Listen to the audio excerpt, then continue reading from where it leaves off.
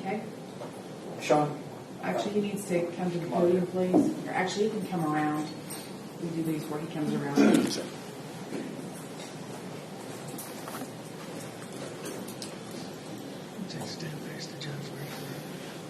Do you swear or affirm to tell the truth, the whole truth, and nothing but the truth, so help you God? Yes, ma'am. Please be seated.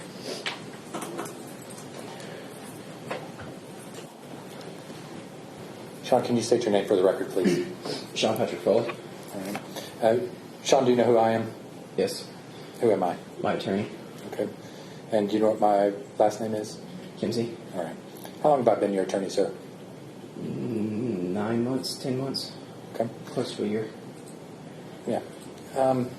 Throughout that time, I've given you legal advice. Is that correct? Correct. You don't have to say what it is.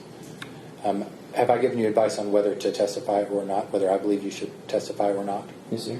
Okay. At this time, would you like to testify or not? It's 100% your decision.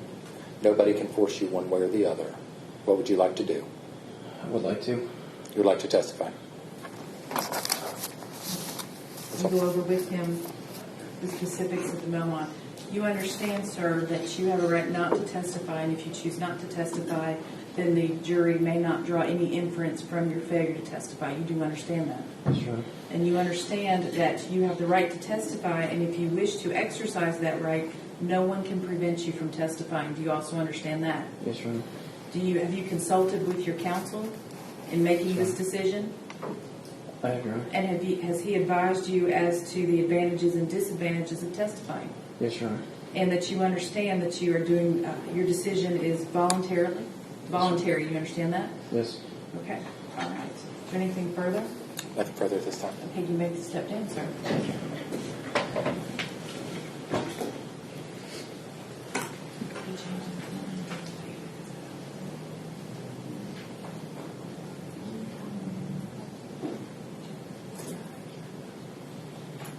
Mr. Kimsey, should he change his mind? I did not go over with him his waiver of his right to testify because he's indicated that he wants to testify. So if he changes his mind, we're going to have to send the jury out again. He's going to have to waive that on the record. Yes, Your Honor. Okay. All right. Are we ready to proceed? We are, Judge. And your next witness, I believe you do. Because the other witness is downstairs, correct? Yes. I'll call Mr. Foley.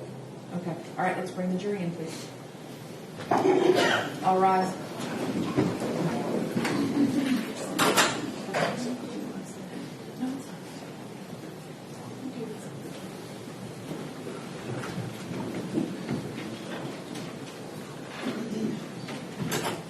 Please be seated.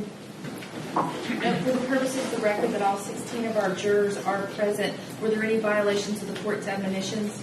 No. Any deliberations? Any discussions of the evidence? No. Any consultation of outside sources? No. Any review of any reports whatsoever? No. I apologize for we've taken several breaks today. I promise you we've been working during those breaks. And as I told you in my preliminary jury instructions, believe it or not, that saves us some time in the long run, that if we can get some things done on those breaks. And I do appreciate your patience. Are all 16 of you ready to proceed? Yes. Okay, the state of Tennessee has rested its case in chief. Proof on behalf of Mr. Foley. Yes, Your Honor. Defense counsel Foley. Please come around, sir.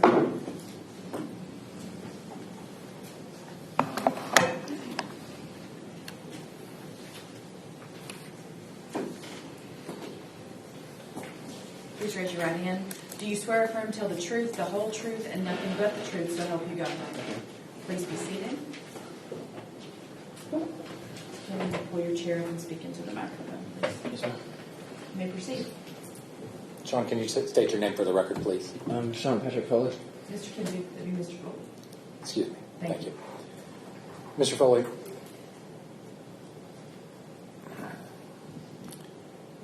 have you sent text messages to Jimmy Sheldon, Mr. Sheldon? I have. Okay.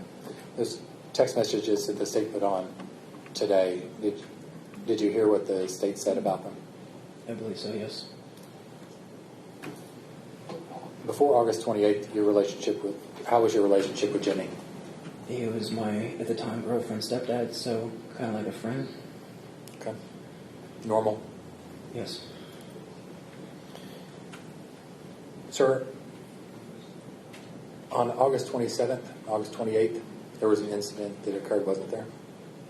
Can you tell us what happened? Start at the beginning, please. Miranda had been arrested for a failure to appear, and it was about 10 or 11 days until we got her bonded out.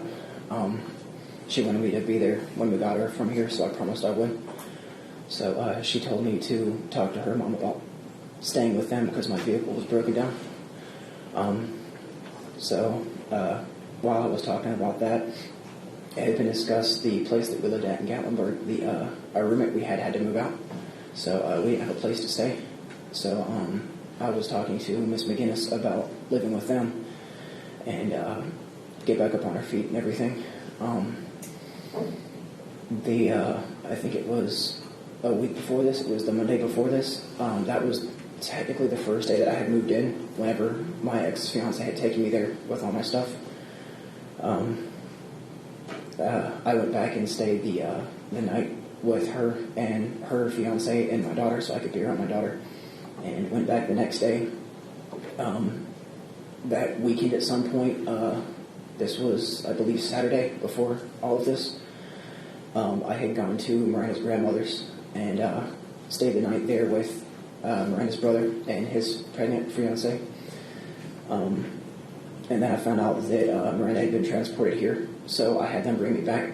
When you say here, where are you talking about? She was transported from Knoxville to Blount County here. Okay. So I had them take me back. She wanted me to be here whenever we got her out. So I found out that she got here around, I think it was like 10 that morning.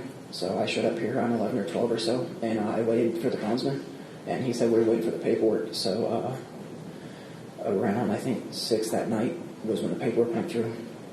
The bondsman showed up, and we got her bonded, and we got her out of here around, I believe it was 8 p.m., 9 p.m., somewhere around there.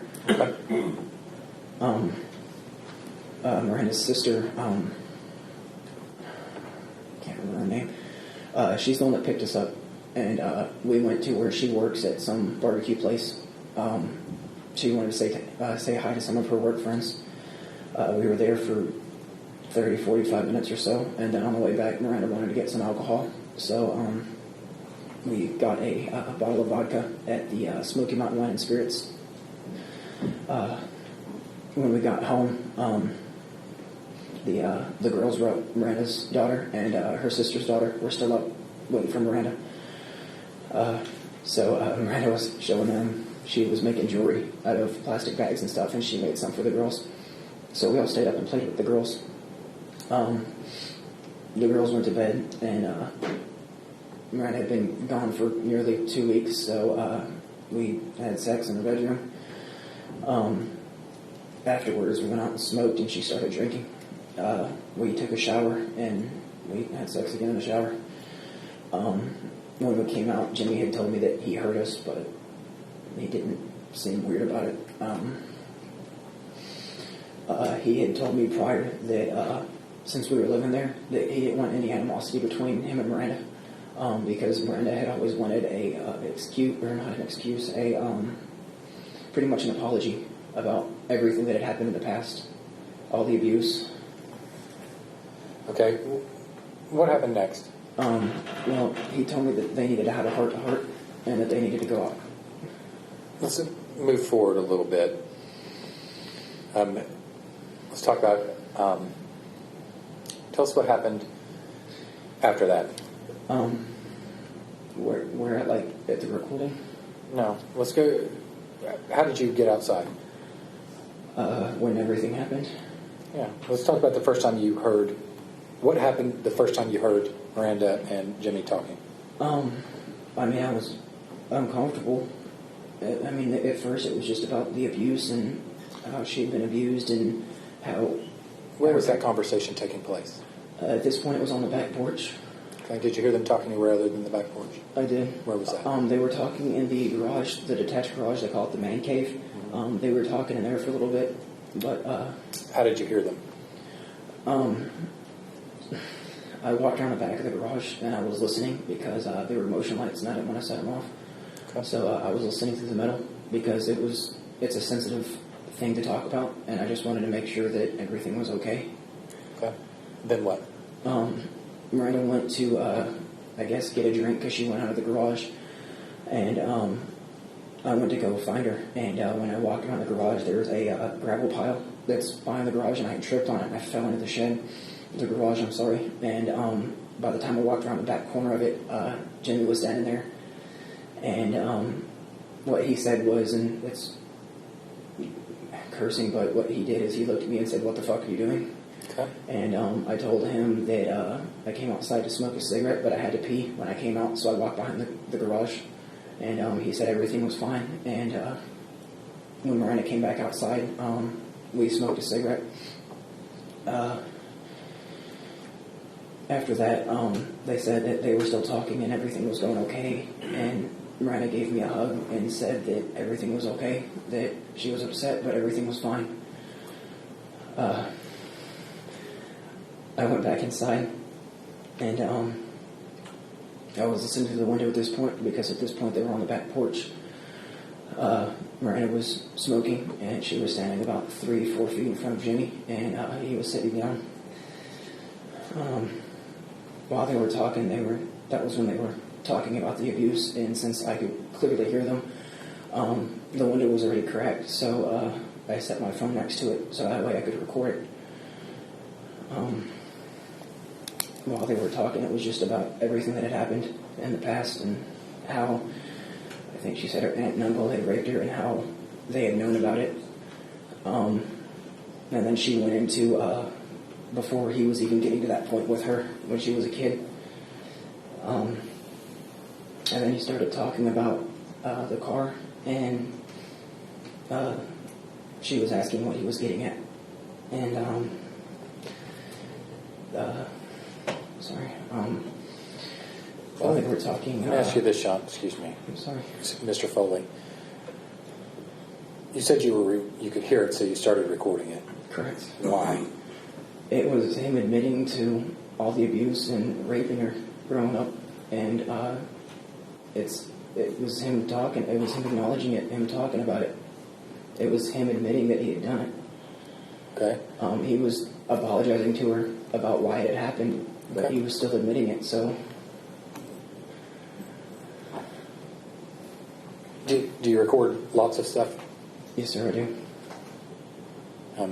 Why do you do that? Various reasons. It started whenever I was a contractor for a pest control company. We were bed bug extermination, and a lot of our phone calls, our boss would just call us, my brother and I. He would just call us and tell us what to do, like what rooms to treat. So I started recording because there was some I said this, no I didn't kind of thing, and so I started recording my phone calls because of that. And then whenever we were around our boss, I had a hand activated recorder. It was just a recording app on my phone that I could turn on. Mm-hmm. And it also just helped with work primarily. But if there was ever anything that happened or anything bad, like there had been an argument with my father that I recorded, I just do. And then me and my ex-fiance, when we split up, I was going to take her to court for my daughter. I was talking to an attorney for legal advice then, and he was telling me that if I recorded mine and hers conversations, her word versus her word means everything, but my word versus her word is 50-50. So he's the one that told me to record everything between me and her. She was going through some emotional stuff, so that's why I record everything, and I just thought it would be good to record that. I mean, have you ever used any of those recordings? The ones about my ex-fiance I was going to use to get custody. The other ones were just kind of, I guess, like contingencies, I guess is a way to put it. Saved my job once or twice with my boss because he thought he told us something different. Have you ever turned a recording over to the police? I told them that I had a recording, but they told me if they ever needed it, they would get it from me. Okay. Did they ever get it from you? They didn't know. I don't know why. I think it's still pending, but it was. Okay. So you're at the window and recording. You heard the conversation. Mm-hmm. Then what happened? He had started talking about he wanted to I guess, turn favors in towards the car.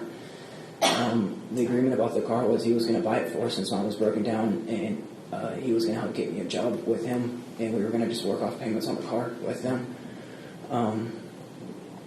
But he started talking to her about all of this other stuff that had happened, and he started talking about paying her to watch her, and then he started talking about paying to watch her with other people, and he was talking about... Excuse me, Mr. Foley, we've heard the conversation. I'm sorry. We've heard the recording. It's okay. I want you to go forward. If you would, please, can you tell us what happened after the conversation? Let's say 30 seconds before you went outside. She wasn't smoking at this point. He had pulled her down onto his lap, and they started talking really quiet, so I didn't know if my phone could hear them or not. So I started saying what was happening. It's a $50 Walmart phone, so I didn't know how good the audio recorder was. But he pulled her down onto his lap, and then they were whispering, and she tried to get back up, and he yanked her back down. And he just started, I guess, whispering. They were talking back and forth for a few minutes, and I just wanted her to get up and just get away from him because I didn't feel right. But he reached down her pants and up her shirt, and I wanted her to get away, and she didn't. She just looked off to the side and sat there. Have you seen her do that before? I have. When was that? I've seen it twice. One time was we were play wrestling. She had wrapped her legs around my hips, and I grabbed her by her wrists and I put them above her head, and I laid her back on the ground. And she closed her eyes and just looked off. Well, she turned her head and then just closed her eyes, and she didn't move, and she just stopped play fighting with me.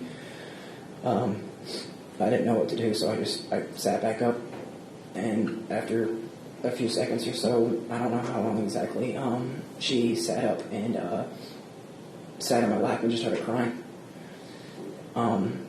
She told me it was stuff from the past.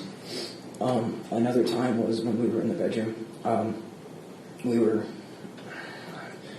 being kind of rough, and I put her up against the wall, and I grabbed her by her wrists again, and when I put them right above her head, she collapsed onto the bed. We were against the wall on the bed. Okay. So you saw that happen here. Then what? What happened after you saw that on the morning of August 28th? I knew that she wasn't going to be able to get away from him. What happened after that? I knew that I had to get her away from him. So I grabbed my phone so it was on me, and I went out the back door. And when I went out the door, he pushed her off of him, and she pulled her pants up and said, "Baby," and ran to me. And when she was running to me, he shifted his weight. He kicked his right leg out, and he leaned back in the chair, and he put his hand into his pocket, and I thought he was drawing a gun on me. And did you ever see a gun? Did you ever see him with a gun? With a gun, yes. This night specifically. Yes. Did he have a gun right then? He didn't get out before I drew mine. Okay. I was concealed, and when he did that, I just drew mine. I didn't know what to do. What'd you say to him? I told him that I was still recording. I told him that I was recording, and the whole thing was on recording, and that I was still recording.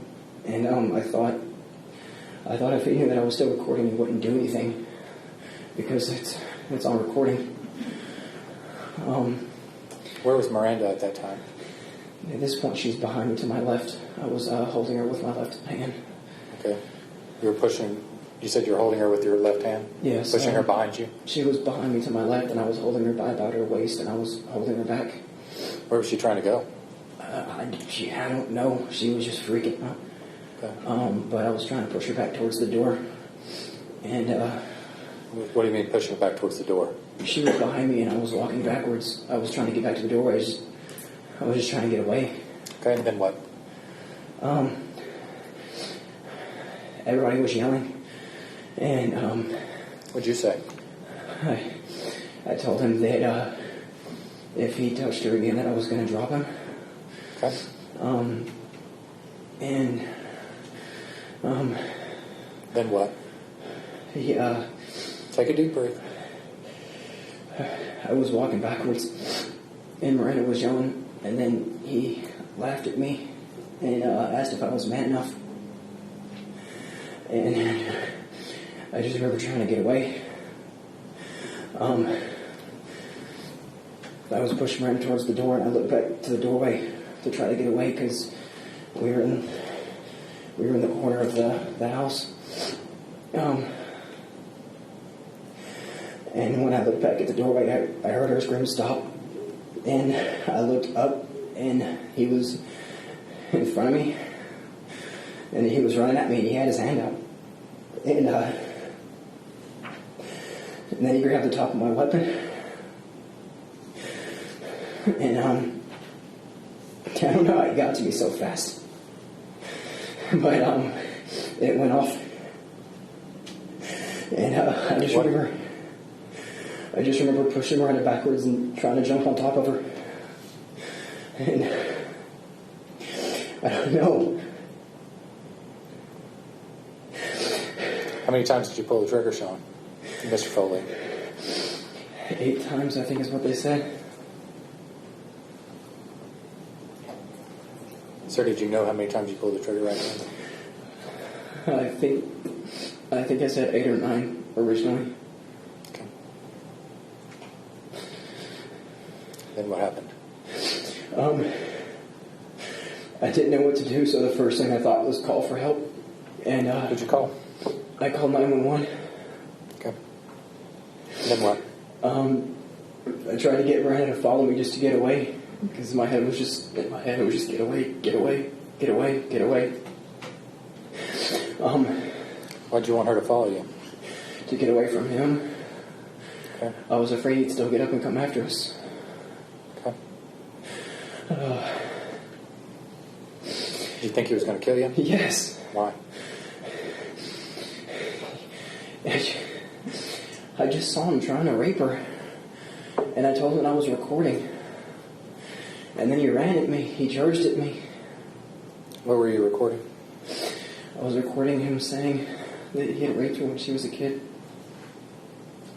You thought he was going to kill you because of that? He had pointed it at me in the past.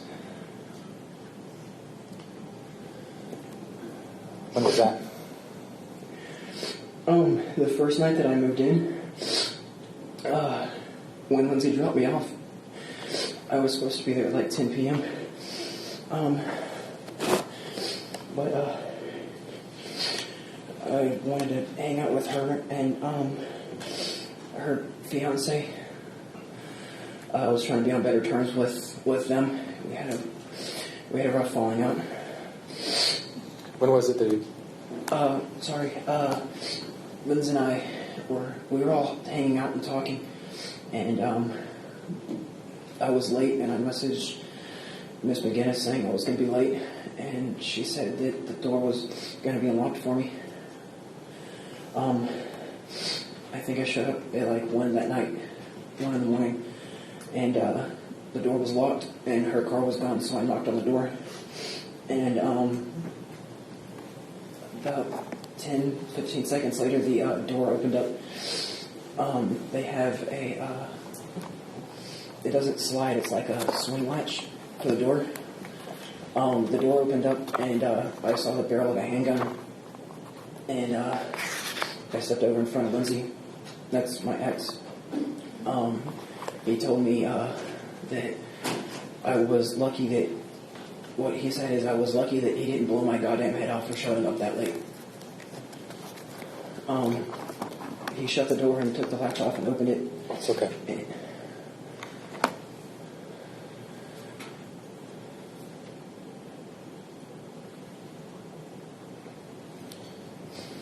After you called the police on August the 28th,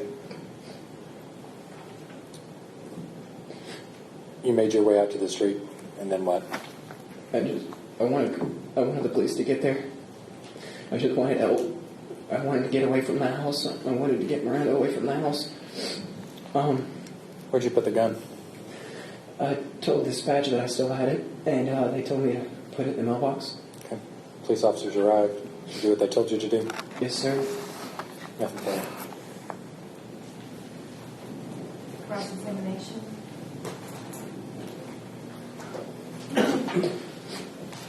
Take it you were a little disturbed by Mr. Shelton's use of the F word when he confronted you outside the man cave? I don't understand. Well, you said earlier when you were telling the jury what happened that you didn't want to use that bad language or something to that effect. So I'm just curious. You're pretty prolific with the use of the F word yourself, aren't you, Mr. Foley? I was terrified. I'm not sure that has anything to do with my question. Correct. In fact, we hear you quite often on the recording here using the F word over and over and over again, correct? Correct. So what's the problem with someone else using it? I don't know. There's kind of a double standard, isn't it? I guess. Now, you claiming you had a pretty normal relationship with Jimmy Shelton before this night. Do you have a job? Yes. Where were you working when you were living with Jimmy and Dawn? I was employed at the pizzeria. How were you getting there? I wasn't on the scheduling, but I was employed. You weren't working at the time and getting a paycheck while you were staying with Dawn and Jimmy, were you, Mr. Shelton? That's correct. And you didn't have a car. I had one. It was broken down. And you didn't have a car to get from place to place, did you? Correct. You were living on their good graces, weren't you, Mr. Shelton? I mean, Mr. Foley. Correct. And in fact, you also testified that you were bothered by the fact that Jimmy Shelton asked Miranda about her performing a sex act with another girl. Is that right? Can you repeat that, please? You said you were bothered by the fact that Jimmy Shelton asked Miranda about performing a sex act with another girl, right? Yes. And in fact, you have pictures of Miranda in a sex act with another girl on your phone, don't you? Correct. And you were bothered by the fact that Jimmy Shelton would be exploiting Miranda, right? Correct. For sex, right? Correct. And in fact, you were exploiting Miranda for sex. Didn't you record the two of you having sex together? They were personal videos. And she sold it, didn't she? She sold them, yes. And you put on Facebook that you were okay with it, didn't you? I made one post, correct? And Marissa actually confronted you about that, didn't she? I believe so. And she said, that's inappropriate, Sean. And you said, I'm not ashamed of it, right? I'd have to see them. So, you want to see the sex videos? No. You said it was posted on Facebook. You said you made a post. I Just did. now, under oath, you said you made a post. I made a Facebook post. Yes, and then you had a conversation with Marissa about it, didn't you? I suppose.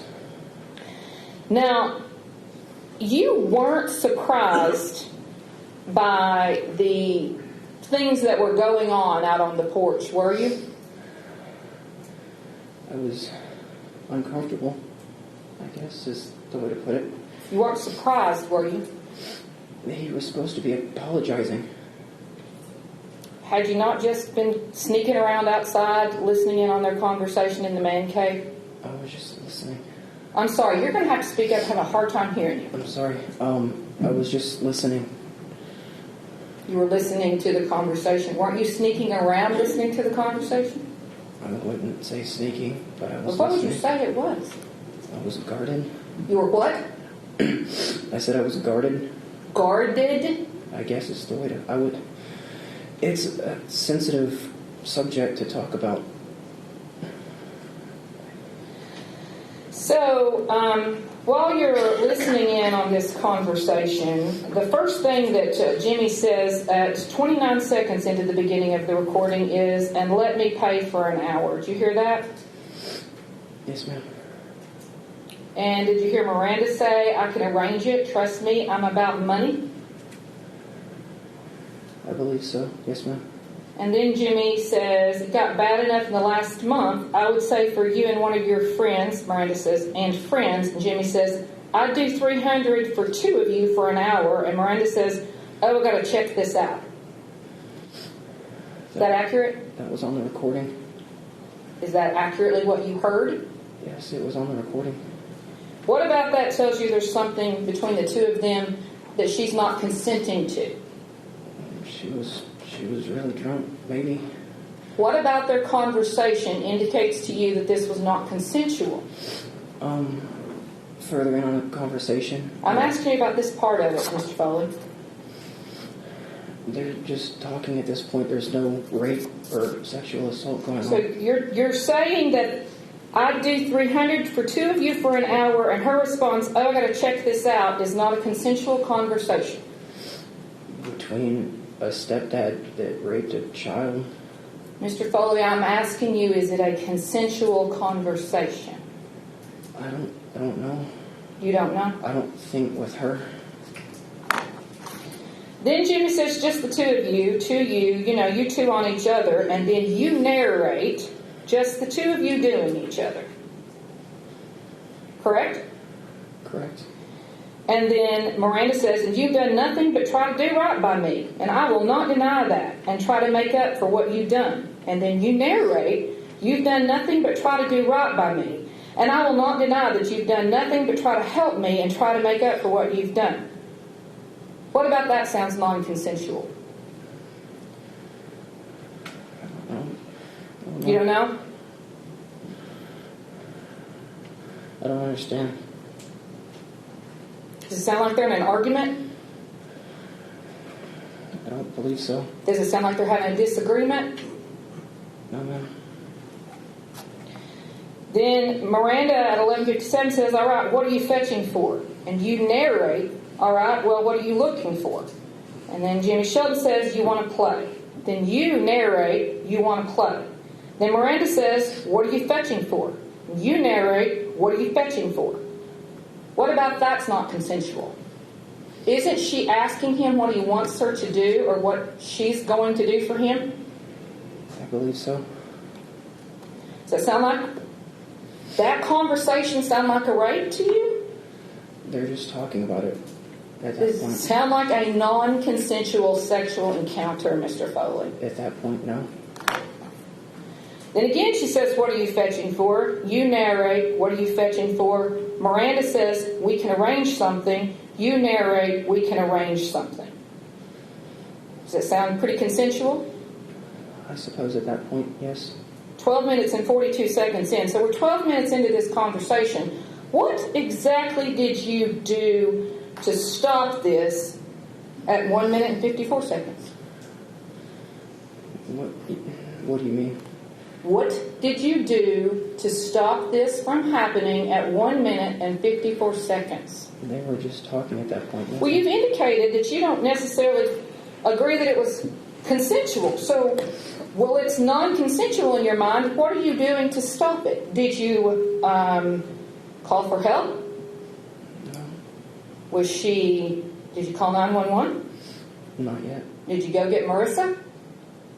No. Did you go get Dawn? No. Did you yell out the window? No. Did you do anything to stop this thing that's unfolding that you believe is non-consensual? I said I didn't know if it was. Sorry. The question is, what did you do Nothing. to stop it? Nothing. So then you narrate is a car. Then you narrate, I'm working on that. Then you narrate, I know you're working with, and I can arrange. And then you narrate, I do not want to have to hide anything. Anything. We can make it happen as long as it's open and honest, no sex. I can make it happen, but I don't want you to expect me to hide anything. I have to be honest, and I'm not going to hide it from anyone, from him, and I need you to know that, and I need you to be okay with it. Doesn't that sound like a consensual encounter? She's just trying to make sure the parameters are set? I suppose, yes. Then you say, as long as there's no sex involved, I can make it happen. Then you say, I'm not being cocky, so don't be effing cocky about it. Then you narrate, I don't want this to get by your mother. Then you narrate, I can make sure of that. Then you narrate, but I'm going to lie to him. I'm not going to lie to him, period. And then you narrate, I'm not asking you to lie to anyone. Is that accurate? I believe so, yes. Isn't there still an ongoing conversation here about a consensual sexual encounter? And you thought this was non-consensual? I said I wasn't sure at that point. So why didn't you yell out the window? I was terrified. I don't know. Did you not have a gun? I was concealed.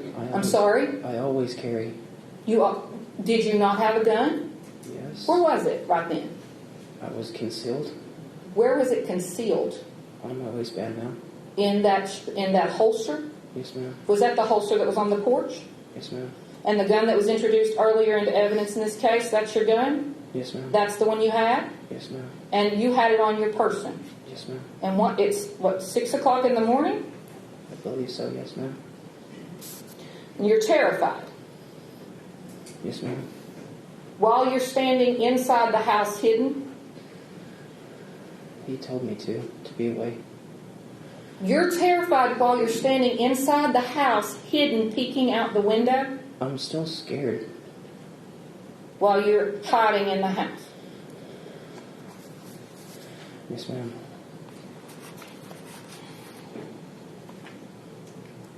He will be okay with it. He won't like it, but he'll be okay with it as long as there's no actual sex involved. You're narrating. Well, I mean, maybe other limitations involved with him being comfortable, just making sure I'm not being hurt or anything like that. Does that still sound consensual? I believe so, yes. Then you narrate, no, I'm not that. I'm not going to have stipulations when it comes to shit like that. Then you narrate, there's not stipulations. He needs to be, if I'm fucking paying for it, I'm going to do it. Then you narrate, so either he can, as long as you're not penetrating me, I'm not with your penis. It'll be fine. I can make sure he's willing to stay the fuck out of the picture. Does that sound consensual? It's questionable. You're narrating this and you think that sounds questionable, and yet you're not doing anything about it. He's not doing anything. She's an adult. She is, isn't she, Mr. Foley? She's an adult. She's 25 years old, right? Yes, ma'am. She's perfectly capable of making her own decisions about what she does with her body, isn't she? Sober. And she's here today and testified that she didn't need your help that night. That's what she said. And that's exactly what she said. And did you hear her on the recording? You were there, but you also heard the recording, right? Yes, ma'am. Why don't we listen to what she said, and you tell me if this is accurate, right as the shooting is about to happen, when she says no.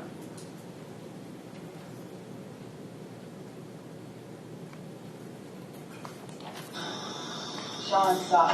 No! That's your fault. That's your fault. Stop! How many times did she tell you to stop? She wasn't telling me to stop. She was saying, Sean, stop. Let's listen to it again. The last part. Let's listen to it again. Sean, stop. No! That's your fault. That's your fault. Stop! How many times did you hear there? Do you want me to help you at 6?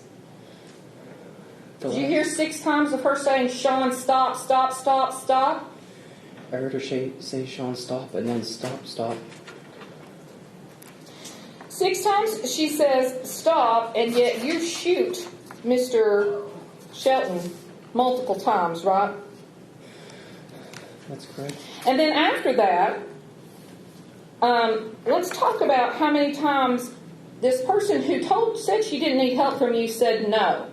If General Desmond could play a section of this recording where she says no.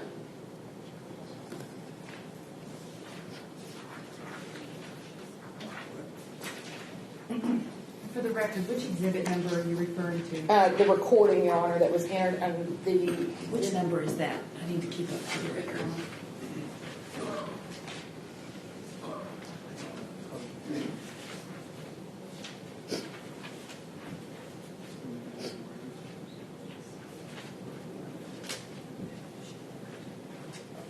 Sorry, the recording is...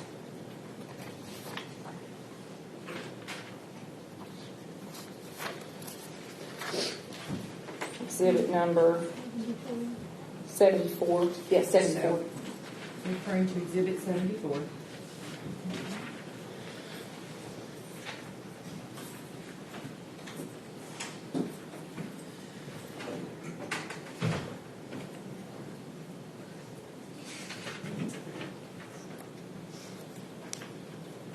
Come now.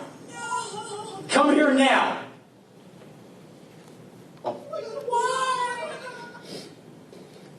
Hurry.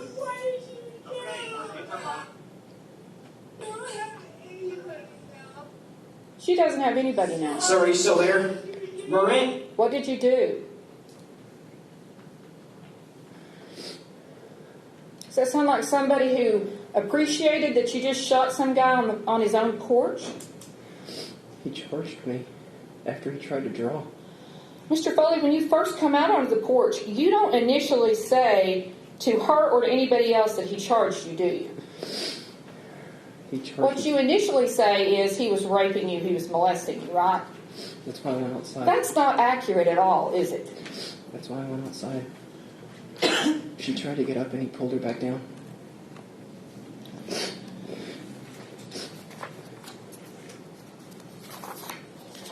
How long were you in the military? Less than a year. In fact, it was October to May, correct? I believe so. It's part of that, were you discharged? I had fractured my right femur, and That's not what your DD-14 says, though, is it? that's what leads up to it, ma'am. It says personality disorder, doesn't it? I was depressed.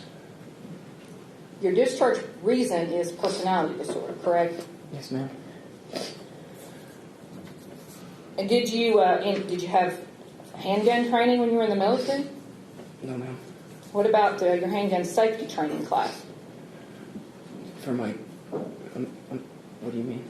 Didn't you have handgun safety training for your handgun carry permit? Yes, ma'am. Isn't there some training that has to do with not pointing a gun at an unarmed person? If you have reason to believe that person's armed. Okay. So that's right. You said earlier he put his hand in his pocket. Did you see the picture, what he was wearing? Yes. He's got on shorts and a white t-shirt. It's what he was wearing the night that he drove me through the door. Did you, oh, by the way, on that note, did you say you brought an ex-girlfriend to Miranda's mother's house to spend the night? No, ma'am. What did you say? Who did you bring there? Lindsay, my ex, she was bringing me there with my stuff. She had to use the bathroom. She was, I believe. So I'm sorry, you did bring your ex-girlfriend to Miranda's mother's house, right? She'd been there before, ma'am. Okay. You're bringing your ex-girlfriend to your new girlfriend's mother's house Yes, ma'am. where you're living on their good graces. Yes, ma'am. Now, on this night,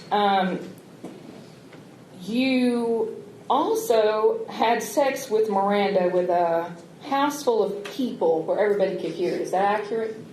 I didn't, yes. You really just didn't have any problem exploiting her, did you? I don't know. I didn't exploit her. Okay. Do you know at that point in time, when was it that Miranda told you that Jimmy Shelton had abused her as a child? She's fairly open about it to the general public. Mm-hmm. So it had been some time, right? I suppose. That you knew? Yes, ma'am. And yet you're staying at this house, correct? Yes, ma'am. You're bringing your, how old's your daughter? At the time, 4. 4-year-old daughter to this house? You're bringing your 4-year-old daughter to this house, right? Yes, ma'am. You're letting her spend the night there? In my room. Mm-hmm. You also thought it might be a good idea if she slept in there with them so you could have sex with Miranda, right? That night, Jimmy wasn't there. Marissa slept in the bed with Miss McGinnis, and the 2 younger girls wanted Raven to sleep in there with them, and they had kid beds. And this, you just carried on a friendly relationship, working out on the workbench actually with Mr. Shelton, correct?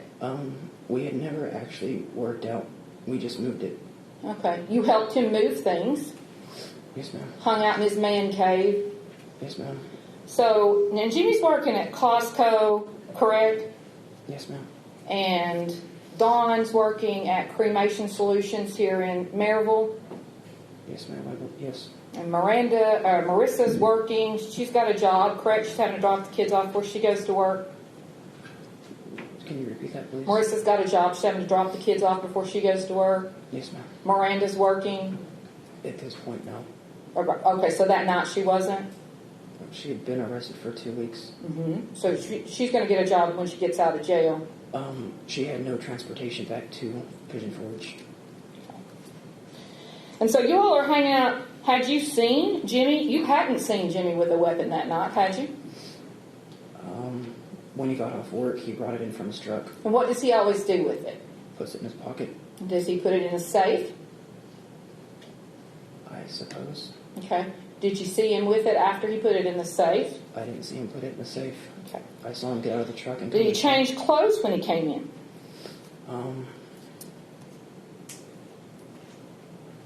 He did, didn't he? He went from his work clothes to his lay-around shorts, right? I think so, yes.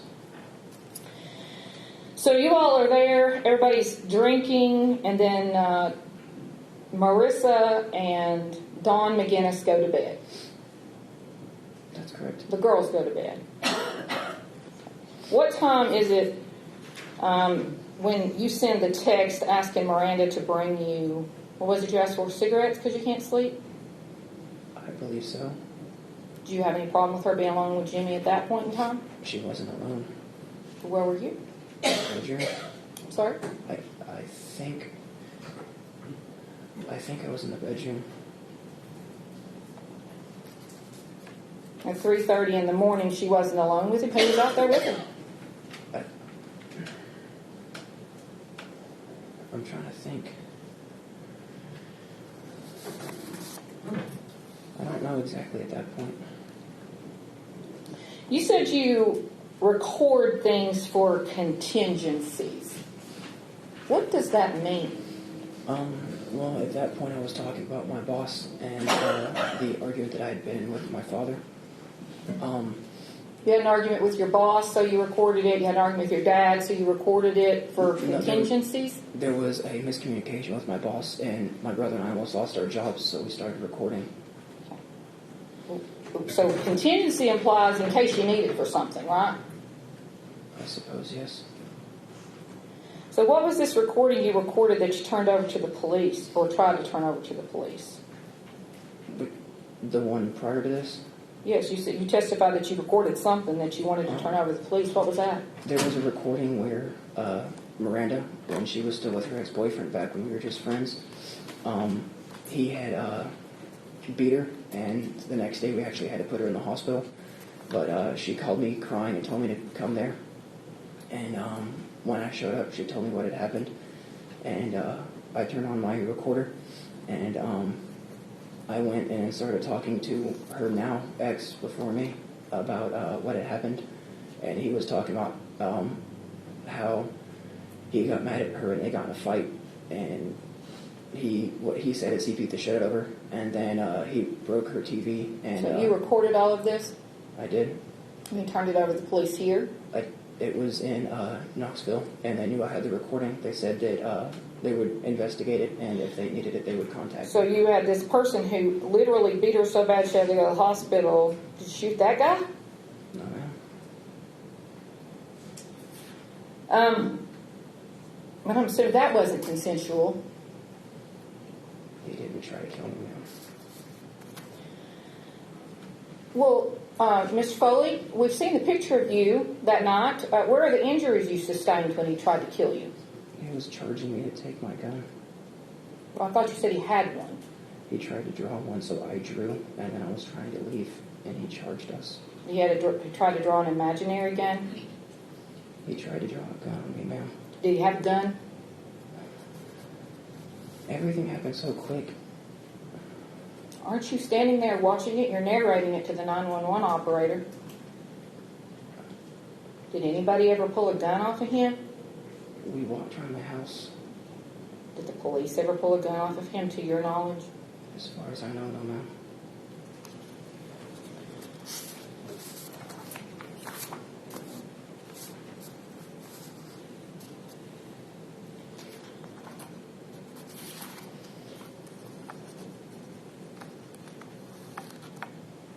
on just a second.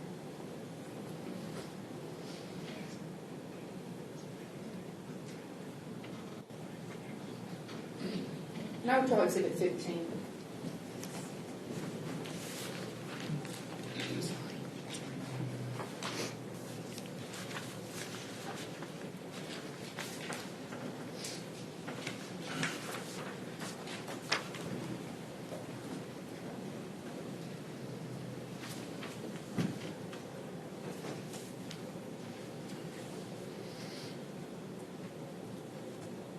All right, Mr. Foley, I'm referring to exhibit 15 here.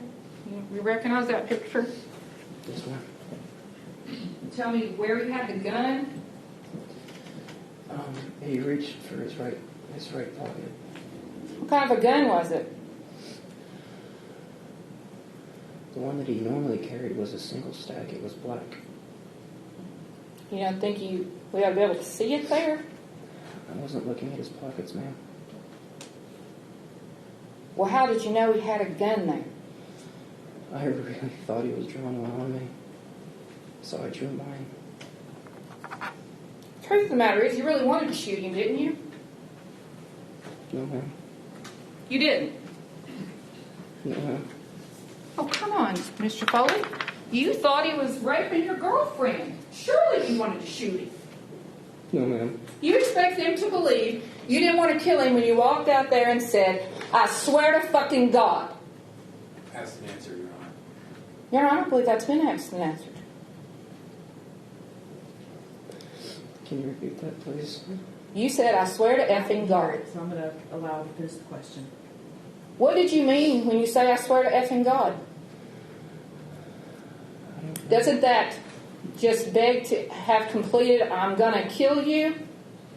No, ma'am. And then you said it again. Would you like to hear it? I believe General Desmond can pull it here when you come out on the porch.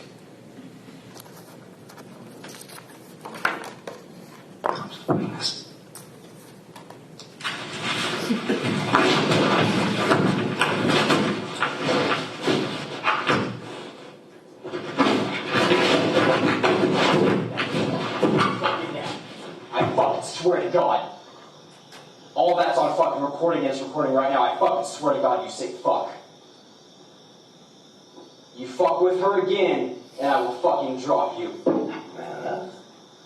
Sean, stop. You didn't want to shoot him when you said, I will effing drop you. It doesn't mean to kill, ma'am. It means to stop. You're pointing a gun at him, Mr. Foley. At this point, this is when he lunged, when he shifted. I thought he was trying to kill me. I had just walked out on him raping her. Except that he wasn't, was he? He was.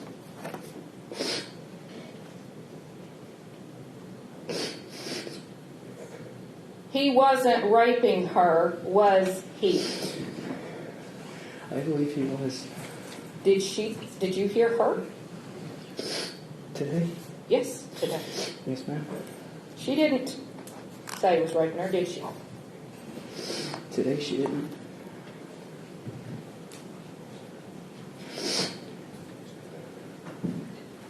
Now we're probably 31, Your Honor. It's not.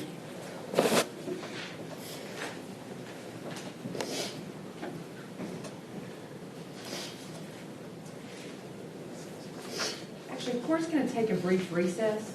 It'll be in recess for about 10 minutes. Thank you. I'm going to actually send a jury out. In the meantime, there is to be absolutely no discussion about this case, no reactions whatsoever to any of the evidence. There is in no way for you to telegraph to anyone else any feelings or responses to what you have heard. To do so would be to violate this court's admonitions thus far. You are not to consult any outside sources or make any comments upon the evidence at this time. Please adhere to all of the court's admonitions. I appreciate it. I'm going to send you out for about 10 minutes and then I'll bring you back in. Thank you very much. All rise.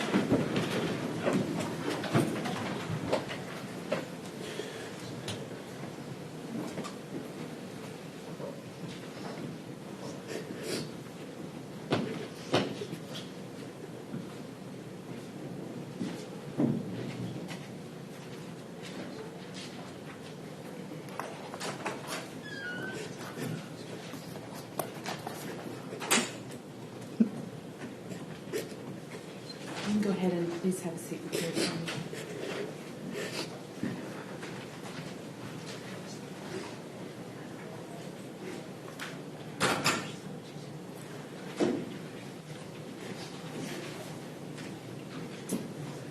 Be seated.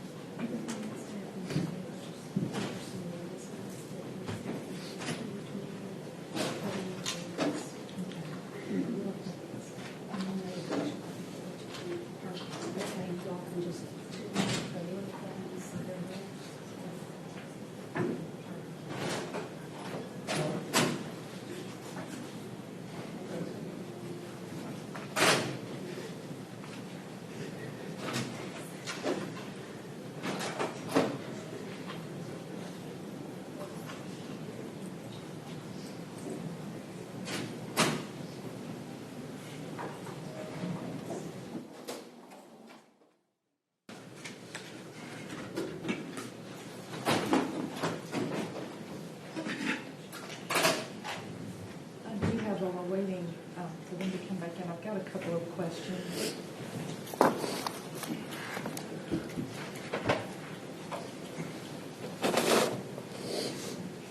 This one I've already asked. Why did you? This is the one from before.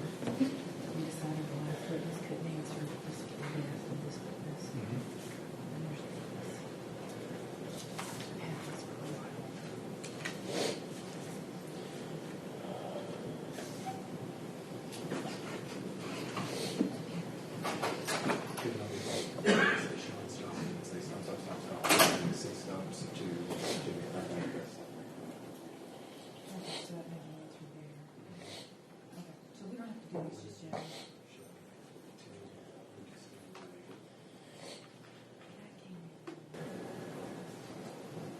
Okay, we're ready.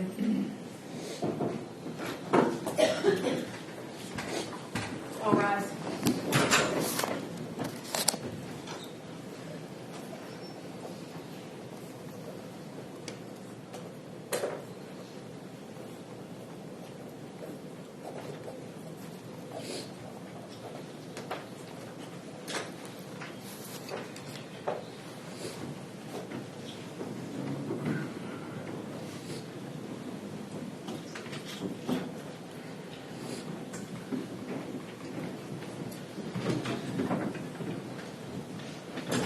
Thank you. Please be seated.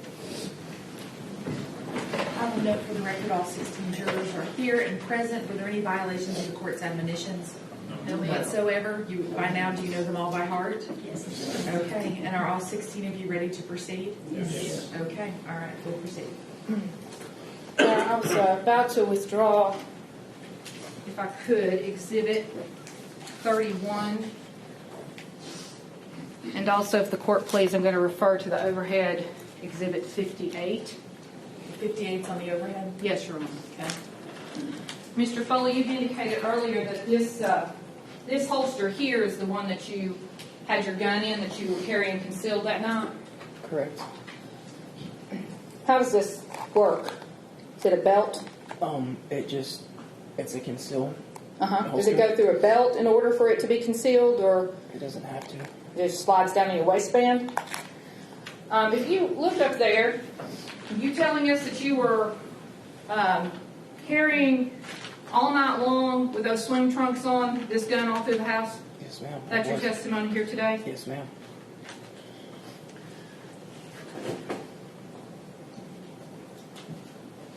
Did your handgun training also include, for your carry permit, that you're not supposed to be carrying while you're drinking? Yes, ma'am. But you were that night, weren't you? I was not intoxicated. I'm sorry. I said I was not intoxicated. You had an 0.04 blood alcohol, didn't you? Yes, ma'am. And that was a couple of hours after the shooting had occurred, wasn't it? I believe so. I don't know when exactly they took it. Now, you indicated on your direct examination that you had did you say you got on top of Miranda? No, you mean when he ran? After the shooting? After the shooting, I tried to just get her up to the road to get police. Yeah, at some point during your direct examination, at some point during this whole incident, you said you were trying to get on top of her. Whenever he ran at us, I pushed her back and I tried to get back on top of her so he couldn't get to her. So you're trying to grab a hold of Miranda and get Miranda out of the way? Is that what you're saying? She was at my back left, and when he ran at us and I looked back and saw him and he grabbed my gun, I jumped backwards. So why are you having to tell her to come here, come here, come here? That's after when I'm trying to get her up to the road. Now, you've indicated in recorded phone calls that you're trained in hand-to-hand combat. Is that accurate? No, ma'am. You've never said you were trained in hand-to-hand combat? If I said it, I'm not. Would you like to hear the phone call where you say it? Well, let's if we could, Your Honor.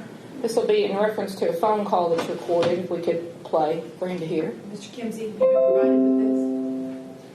He has been provided with it. Yes, so long as it's between a certain number of dates. Can we put a date on this, please, for the purpose of the record? It is December the 5th, 2018. It should be disc number. I've been provided. Hold on just a moment.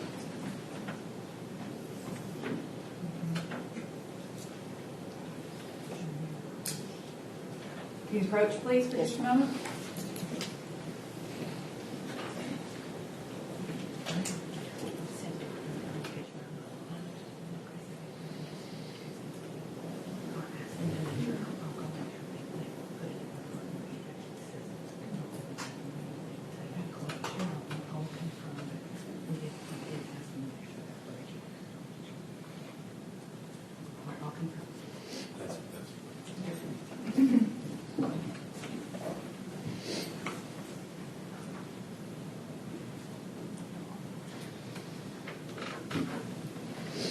Okay, you may proceed without objection, I'm assuming, because you've been provided this in scope. Okay.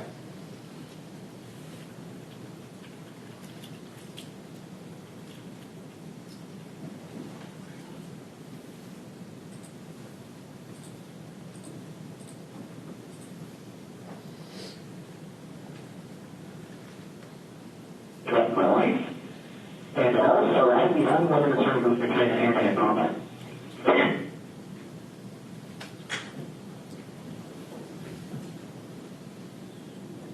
That's you, Mr. Kimsey? I mean, Mr. Foley? Mr. Foley. Not Mr. Kimsey, sorry. I guess, yes. Mr. Foley? Then you say you're trained in hand-to-hand combat? I tell people here I am, but I'm not. Okay. So you've said you're trained in hand-to-hand combat, haven't you, Mr. Foley? I suppose, yes, ma'am. Okay. And if you're trained in hand-to-hand combat, that would negate the need to pull a gun on a man if you're trying to have a wrestling match, wouldn't it? I would object. May we approach? Yes. Get rid of this mic. Okay, this can't do it.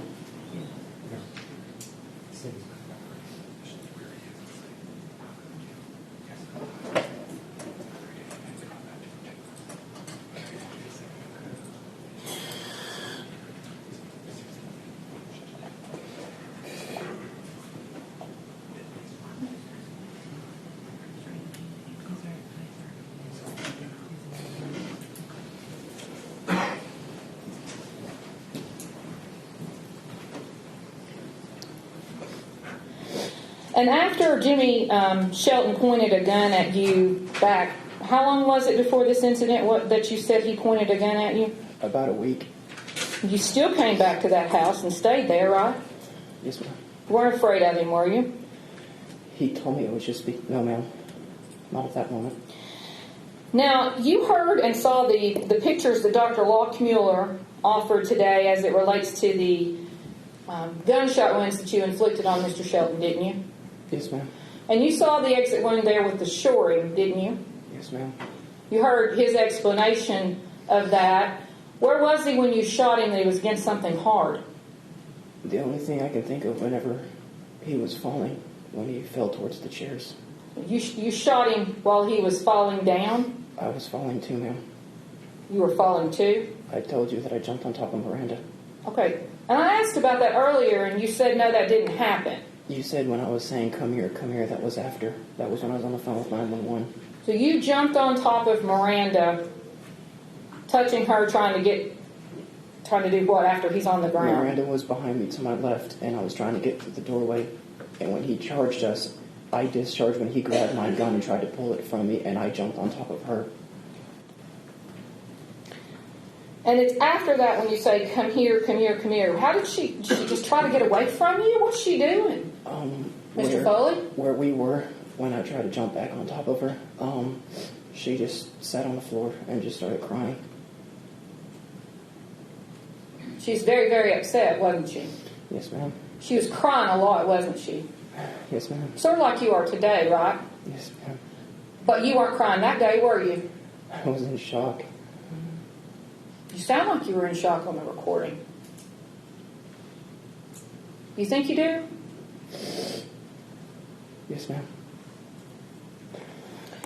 I remember not being able to talk and my mouth being dry, and I was just begging for water. And when were you begging for water? at this point, I was in the squad car.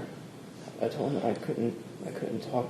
For the entirety of the 23 minutes of that recording, plus another 12 that's after, before the recording shuts off, you're not begging for water, are you? Not at that point. It's after all of this happened, and I was trying to get water from the law officer, from the cops.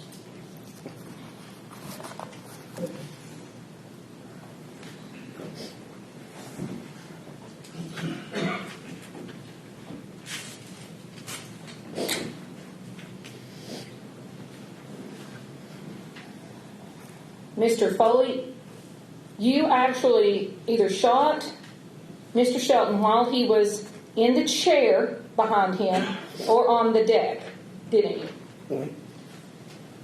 What do you mean? That's the only explanation for the shoring, isn't it, Mr. Foley? Either he was in the chair with his back against it, or he was on the deck with his back against it. It was the chairs that was sitting next to my right outside the doorway. So is it your testimony then that you're shooting him and somehow he's against the chair and you shot him? No, ma'am. Whenever I was holding on to Miranda and I was aiming and I was walking backwards, I looked back to the doorway and then I heard her start screaming, "Stop, stop, stop," and I could feel him running. And when I looked up, he was in front of me and he was trying to grab my handgun. And I pushed her backwards and tried to go on top, and I remember discharging, and as I fell, I went like this. And then I got up, and the first thing I thought was, call 911, get help now, get help. So when Dr. Lockmiller testified that his back had to be up against something hard in order to create the shoring, it's your testimony that somehow as he's levitating through the air, he's against something hard? Whenever he got to me and I started firing, he fell this way, and he fell onto the chairs, and I just kept pulling the trigger until I hit the ground. If he was up against the chair, it was next to me as he was falling, and I guess that's where it was, if that's where it says ballistics are. I don't know. It happened fast. There was plenty of light outside, wasn't there, Mr. Foley? There was like one security light, I believe, that was actually on. Okay. Aren't those motion lights? Yes, ma'am, I believe they are. And were Miranda and Mr. Shelton moving around out there? At one point. Yes, ma'am. In fact, right before the shooting, correct?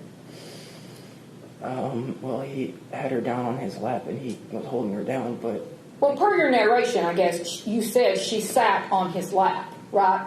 No, he pulled her down. No, I believe the first time. Would you like to hear it? The first time you say she sat on his lap. Would you like to hear that? Sure. Okay.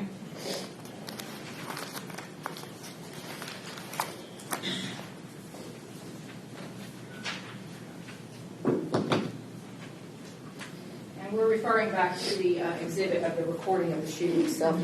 74, yes.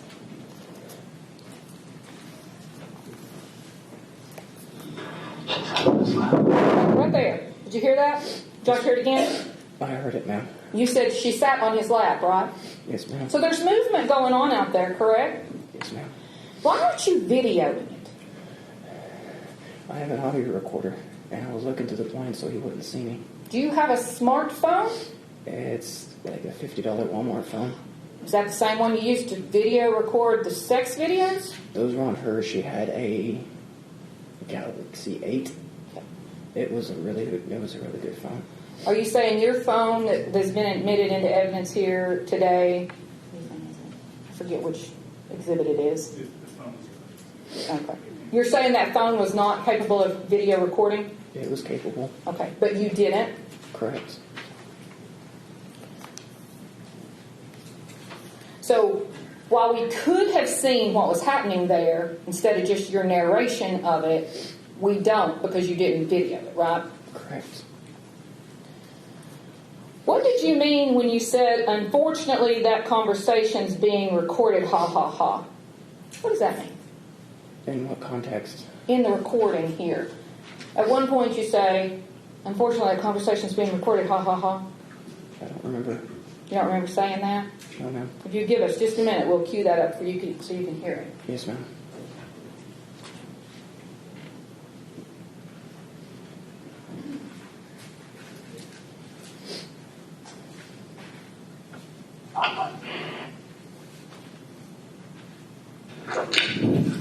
It's past. It'll be what it is. But once we have a conversation. Well, unfortunately, that conversation. What did you mean, unfortunately, that conversation's being recorded? It sounded like I said it could be, but the only thing I did was repeat what they were saying. My phone was really cheap, and I didn't know if it could pick it up or not, so I was repeating. I even said at the end of the recording that that's why I was repeating, because I said, I don't know if you can hear on this.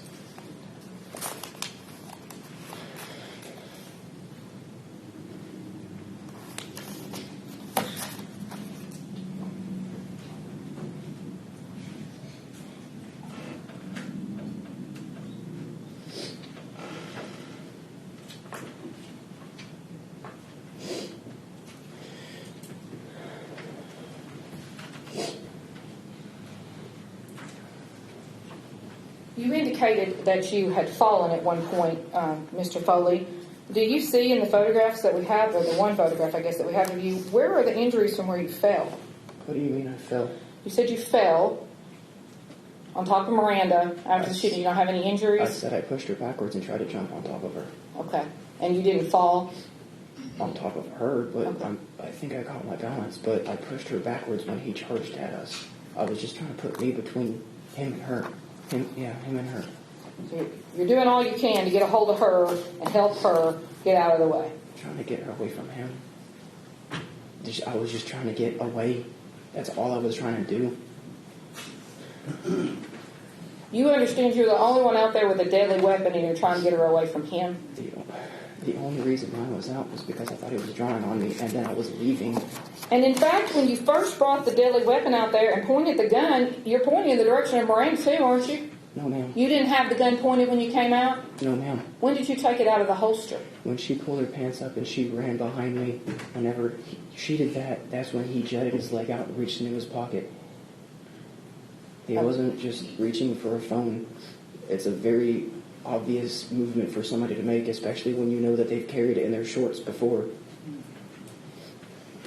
That's the only reason mine was out. I had the recording.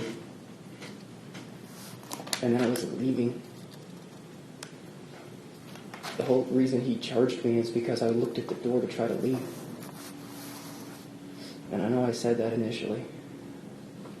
You didn't tell the 911 operator that. I was freaking out, man. Somebody just tried to kill me. In fact, you didn't tell them you were trying to get away at all at the initial call, did you? I don't believe so, no, ma'am. And in fact, initially, you didn't even tell them that he rushed you. You just said he was molesting her. I have it all on recording. I called 911 and requested medical. I requested an ambulance, and then I was trying to get her away.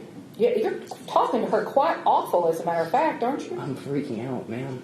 You're sort of talking to her like a dog, aren't you? No, ma'am, I was freaking out. Come, Miranda. Come, Miranda. Isn't that how you're talking to her? Not quite. Come here. Really? Not Would you quite. like to hear it again? Yes, ma'am.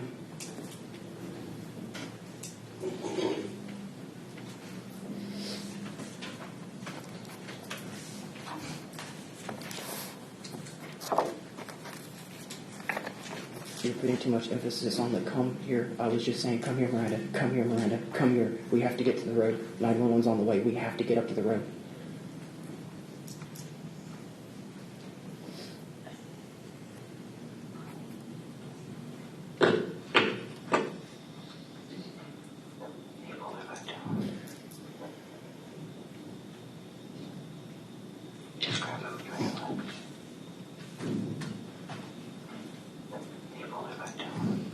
God. All that's on fucking recording and it's recording right now. I fucking swear to God, you sick fuck. You fuck with her again, and I will fucking drop you. Sean, stop. No, that's too fucking much. You're fucking stop. That's too fucking much. Sean! No, that's too fucking much. Get over here now. Come here. Come here now. I'm calling 911. Yes.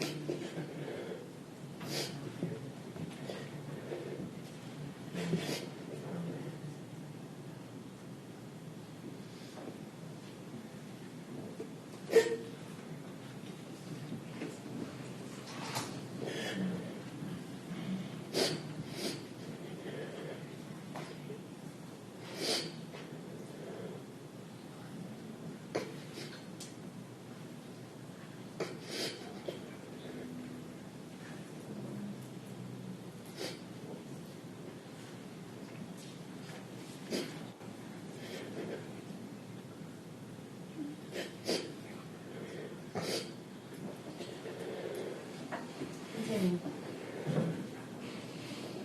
Please continue. Sorry, you can continue. Oh, okay. I'm sorry. I was supposed to wait. Mr. Foley, was it your testimony that the defendant had his hand on your gun when you fired it the first time? Yes, ma'am. On the top of the gun? Yes, ma'am, on the slide. Where the slide goes forward and comes back and ejects the cartridge? That top of the gun? The entire thing's the slide, yes, ma'am. Okay. And that was the first shot? The first, and I don't know exactly how many. I just looked back and he was running at me, and he grabbed the top, and that's when it went off. Okay. So how close to you was he? Arm's reach. Arms reach, so what, you had the gun out like this? I was holding Miranda, and I was about like this, and I looked back to look at the door, and when I looked back, he was right there.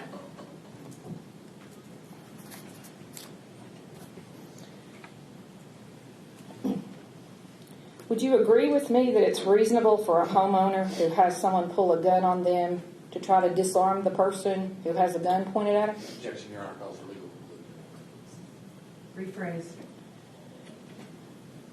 Hold on just a minute. Ryan.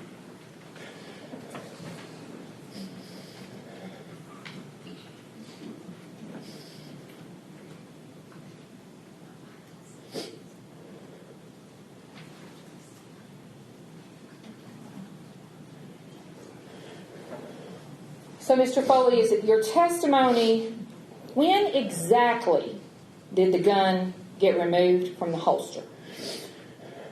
When in this whole recorded incident was it? Asked and answered, Your Honor. Was it out when you said, "I will drop you"? Objection, Your Honor. Asked and answered. I don't believe that's been asked and answered. I can overrule. I've not heard. Go ahead. Was the gun out when you said, "I will drop you"? Yes, ma'am. You were pointing it at him then, right? Yes, ma'am. Was the gun out when you said, "I swear to effing God"? I believe it was right before that I had to draw. Yes, ma'am. You had to draw because you thought he had a gun at that point, Yes, ma'am. but you didn't see it. That's correct. Okay.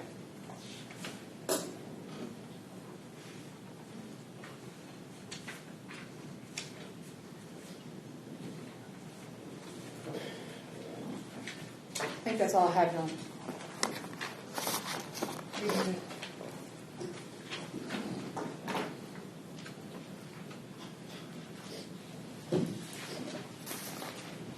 Mayor, may we retrieve Exhibit 21? Approach the witness.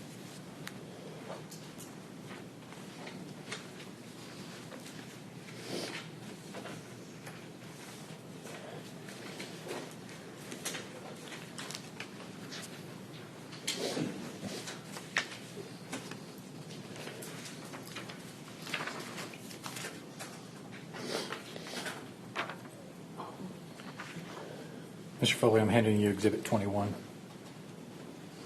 Sir, can you describe that? It looks like where he said the, I think the trajectory route goes through the porch. Okay. How much blood is around that? In this picture, I don't see any. All right, published it. Yes. Turn that one back in.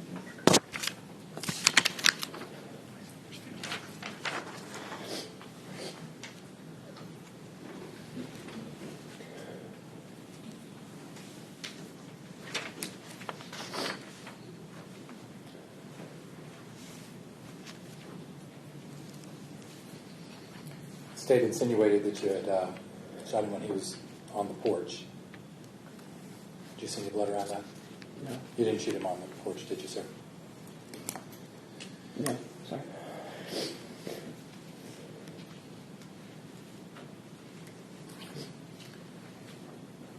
Sean, you testified, excuse me, Mr. Foley, you testified that you were falling backwards when you were firing this weapon.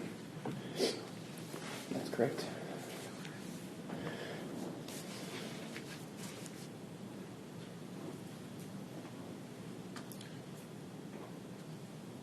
Did you see my demonstration earlier, sir? I did, yes. Did I fall back in that demonstration? Do I? Did I fall back in that demonstration? I don't remember. You mean, what demonstration? Do you know how?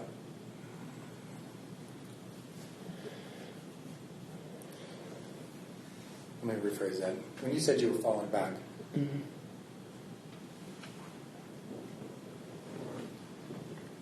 and shooting, how did that go? Explain that to me. When you know how I was with Miranda, I was holding her, and I had my arm up, and when I looked back at the door, and I looked up, he was in front of me. Can I stand up to show? Yes. Sure. He was sitting down about, if you were me, he was sitting this way, and he jumped up, and he ran, and he was like this, reaching for my gun, and when he grabbed it, that's when it went off. Okay.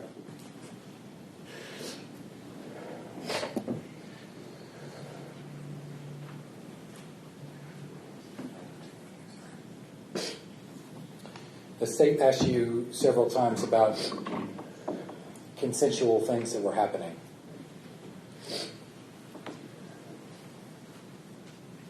And various different parts of the recorded conversation. Mm-hmm. You didn't go out there at that point, did you? I did not know.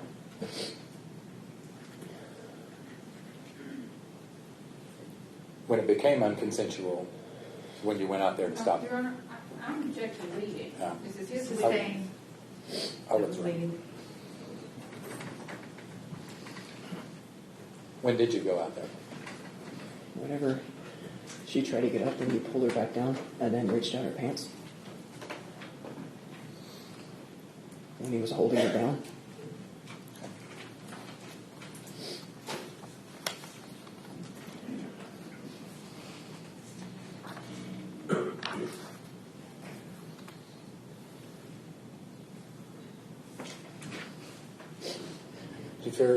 Did you fear for your life when you went out there? Yes.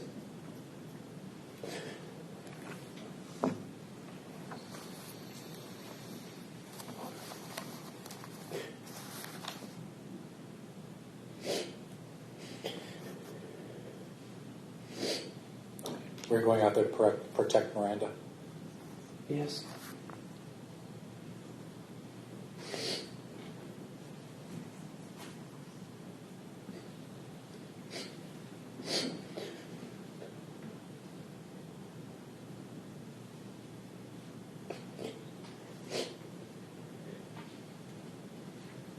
Foley, how much do you weigh?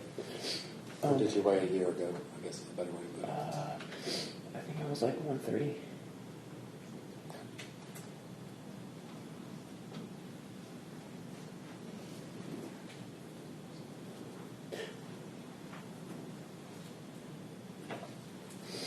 Nothing further, Judge. I could just refer to Exhibit 14, a couple of questions. Yes, and I'm going to have some juror questions for a minute.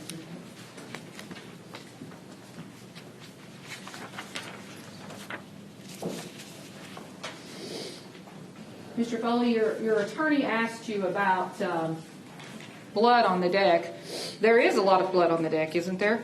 Yes, ma'am. In fact, that's what this right here is, isn't it? Correct.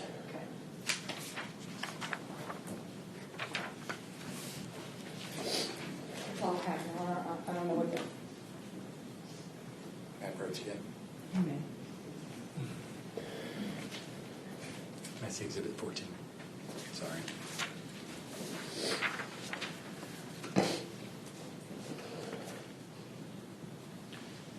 John, can you, Mr. Foley, can you please tell me where on that picture the bullet hole is in the deck? Do you know? I think it's about up there somewhere, or about that area. Okay.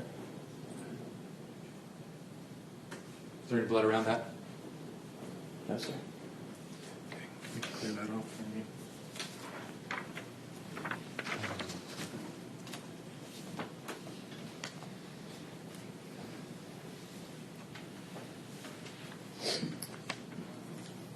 May I retrieve Exhibit 26, Your Honor? You may.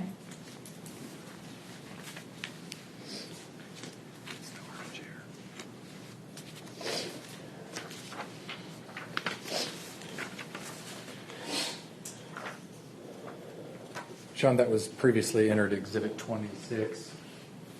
Apologies, Judge. Mr. Foley, that was previously Exhibit 26. Can you describe what that is? It's where one of the bullets went into the I think it's the armrest of the chair. Is there any blood on that? Not that I see. I publish. Okay.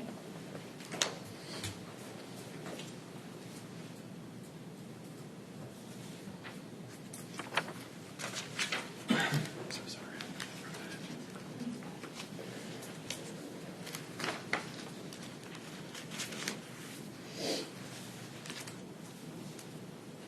Nothing further, Judge. Nothing further. Can you approach, please, for questions? I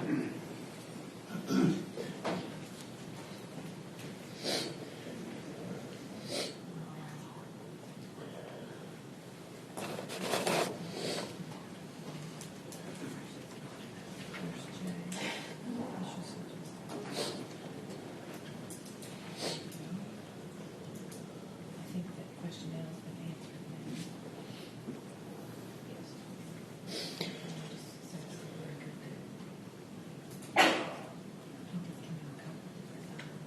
Specific.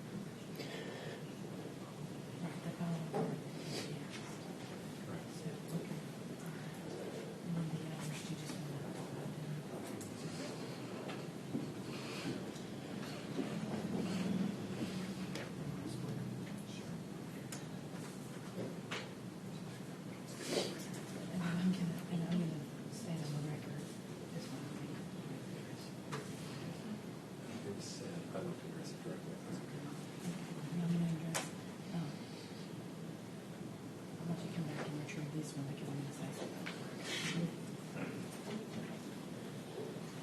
Okay, I have handed the attorneys several questions that have been identified for the record.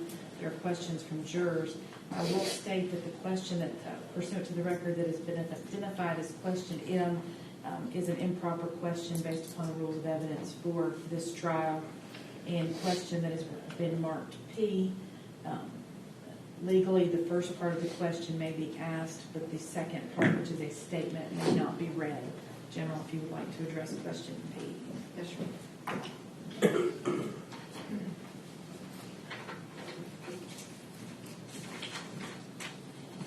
I'll be reading question P. Why was the holster on the deck in the middle of the garden hoses? The only thing that I can think of is whenever I drew, because like I said, everything happened real fast. The only thing I can think of is when I drew, it came out. Question N says, did Miranda ask you to protect her? No. Question K, when did Mr. Shelton tell you to stay away while Mr. Shelton and Miranda McGinnis were on the porch?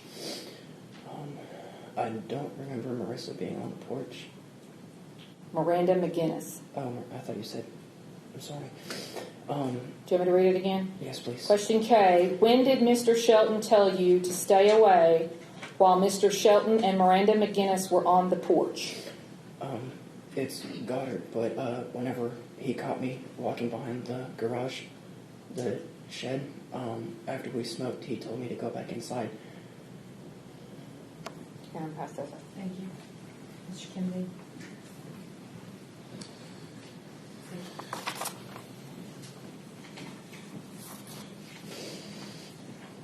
Question J. Mr. Foley, can you shoot from either your right hand or your left hand consistently? I've only fired with my right.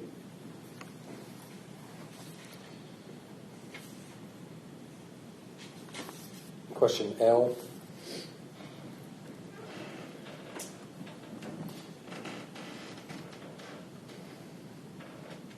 The question is, could it not be possible for her to say, Sean, stop to him, and then see the stepdad and be saying stop to Jimmy? That could happen. Yes, it did happen. You're saying that's what did happen? Yeah, she said, Sean, stop. And then he rushed us. Okay. And question O, why would he, Mr. Foley, have injuries just from being pushed? I wasn't pushed. I jumped back on top of Miranda before he got to us, but he grabbed my handgun. I heard your question. Yes, thank you.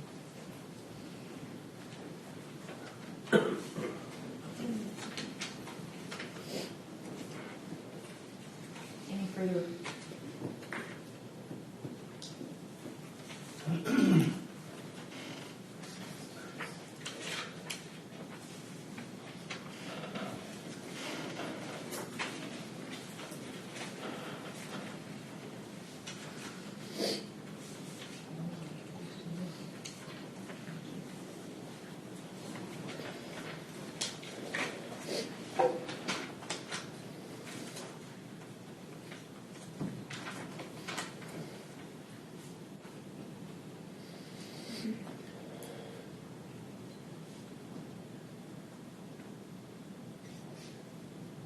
Can you approach, please?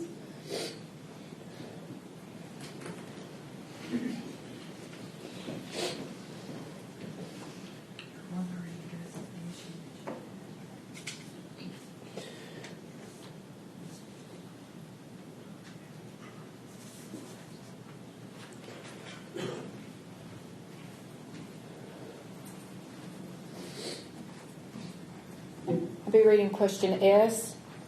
What side of your body do you conceal your gun? My back right, the small of my back right, behind my hip. Pass this second.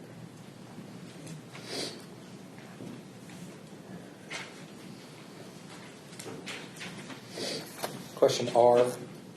Can we see the aerial photo of the deck where the holster is in relation to the casings and body?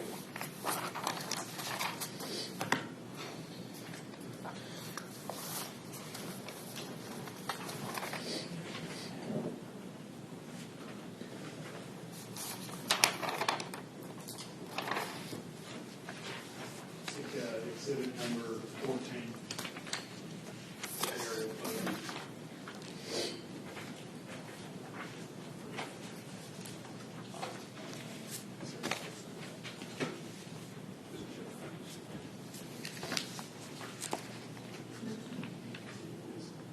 Here's another one that's from a different angle.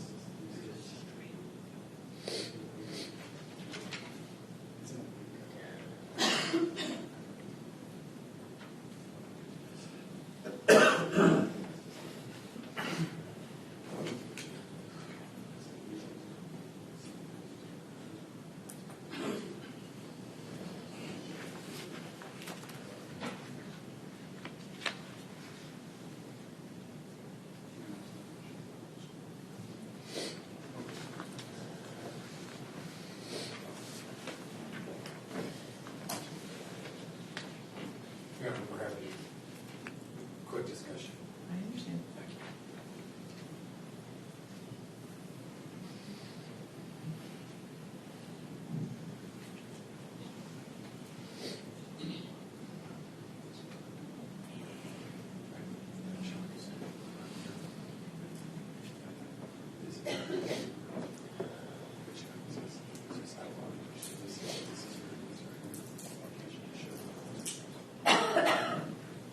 Show both.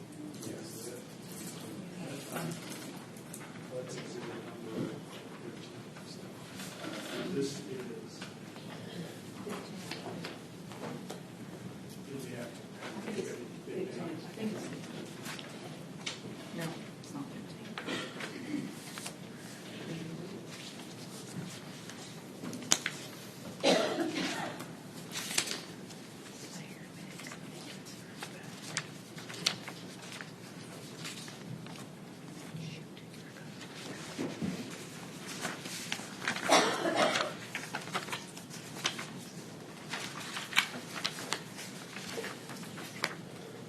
I can say this while they're looking for that, ladies and gentlemen of the jury, all of these exhibits, when you are charged with your deliberations, will go back to the room with you, and you will have those at your disposal during your deliberations.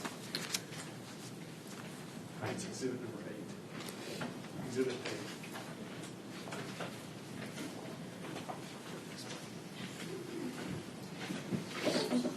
There you go. And you're okay with that?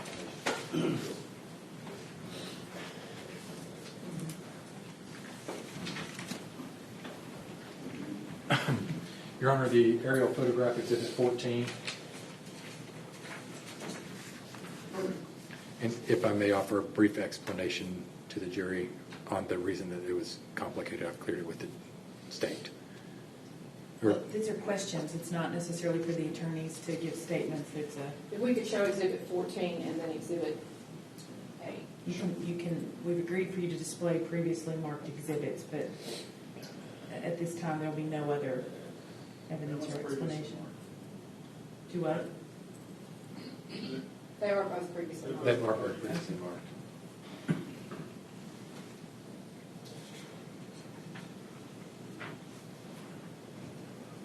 And that's referring to exhibit 8. 8. Your Honor, may we approach briefly? Yes.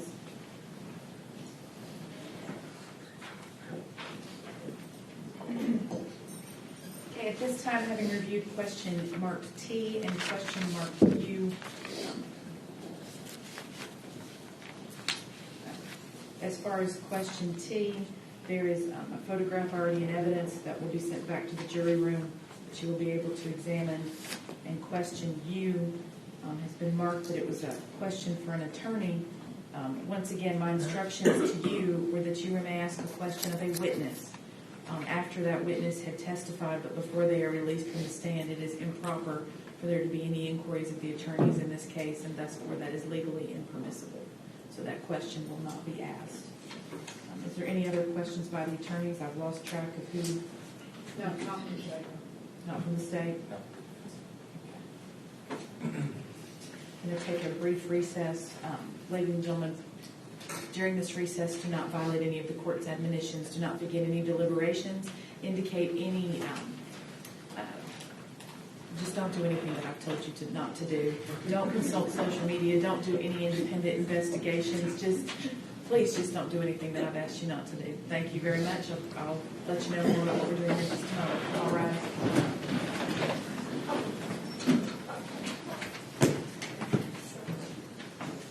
Please be seated. You may step down. So you see us, right? Do what? You see us? Please.